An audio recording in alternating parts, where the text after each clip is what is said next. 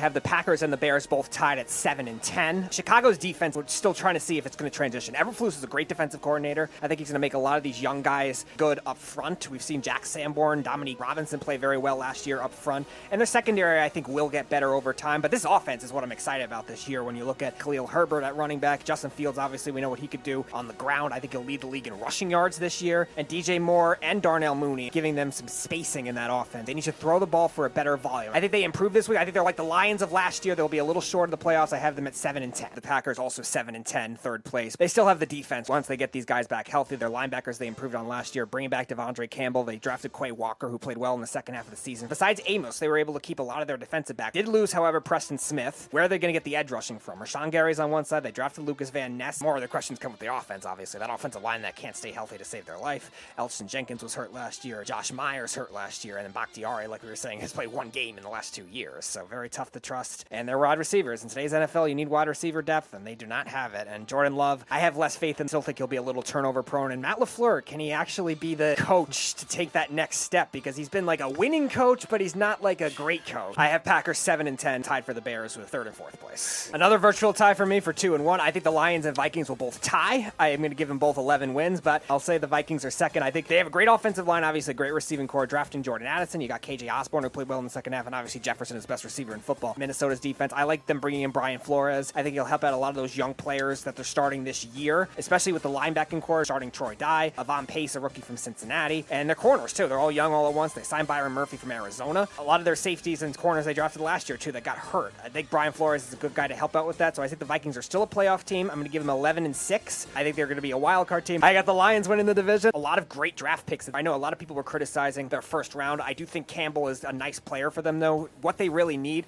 to help out their run defense a lot, and he still can cover very well, too, side to side against the screen, too. Now, their secondary, I questioned with their corners being traded, but they did draft Ryan Branch. They had a young safety in Kirby Joseph that played very well last year. Young linebacker in Malcolm Rodriguez, who can cover as well. And their edge rushing, too. Both Hutchinson and their other rookie, James Houston, a fifth-round pick. Both had over 9 sacks. The Lions offense, we know how potent they can be. Even with their receiving suspensions, I think they still have enough. Marvin Jones, they brought back as a solid veteran guy. I love Amon-Ra St. Brown. Their offensive line was the second best in terms of Pro Football Focus grades last year, only to the Eagles. And that'll help even bring in new running backs, too, with David Montgomery. And Jared Goff, you got to play better on the road. That'll be the next step for him, but I do think he'll play better overall. So give me the Lions 11-6, tie with the Vikings for the division. I think they both make the playoffs. But give me the Lions to finally end the drought. I think the Chicago Bears will be the worst team. That's not saying anything bad about the team and the organization. I think Justin Fields is going to make strides. I think this team's going to make strides. DJ Moore and Mooney, the offensive line's going to be better. This defense is going to be better. I just question, are they going to be able to stay intact? Is Justin Fields going to stay healthy all season long, which has been a big problem for Justin Fields since he's come into the league? He's a tough kid. Chicago wins 8 games this year. I just don't know if they're better than Detroit. I don't know if they're better than Minnesota or Green Bay. So third, I have the Green Bay Packers. Practically the same record, 8-win team, 7-win team. This doesn't take shots at Jordan Love. I like Jordan Love. I think Jordan Love is a good quarterback. I just don't know with a young quarterback that you can strive and win that division. Losing Aaron Rodgers, so many stuff that happened in the offseason. Is this the right coach with this quarterback, with Jordan Love? And is this defense going to hold up? Something that they were supposed to do last year that they didn't really do that in the second half until Aaron Rodgers played with that broken thumb. So this defense has to be all world if they plan to make the playoffs, and I don't know if they can. So I have Green Bay winning 7 or 8 games. I think the Vikings are the second best team in this division. I think it's Detroit's division to win. I look at the Vikings, and there was a lot of things that really stood out to me in the offseason. They needed to add another offensive weapon. They did that. But he got in trouble in the offseason. Jefferson is going to be asking for a lot of money in the offseason because he is the best wide receiver and probably the best offensive player in all of football. Is TJ Hockenson and Kirk Cousins going to have the season that they had last year together after the trade at the trade deadline? I love their coach. I think he's a great offensive mind, but the defense last year completely fell apart. They lost some defensive players in the offseason. The question is, are they going to be able to hold up? Are they going to be able to compete? So I have the Minnesota Vikings winning 10 games. I have Detroit as my number 1 team. I think they're a fantastic team. They're built to win this year. I think they make the playoffs this year. I think for a person that's taken shots at Jared Goff over the last couple of years, I think he is the quarterback of this team and this organization in their future. I think they have everything. They added Montgomery in the offseason. I think they're going to be able to run the ball even better this year. And they have weapons all over the field. We all know what Brown is. When Williams actually plays and he doesn't get in trouble, this team could be so prolifically offensively sound and the best offensive line in football. I think this team is transitioned into the best offensive line in football. Last year they were second. This year they're first. Give me Detroit, 12-win team this year. Number 1 team in the NFC North.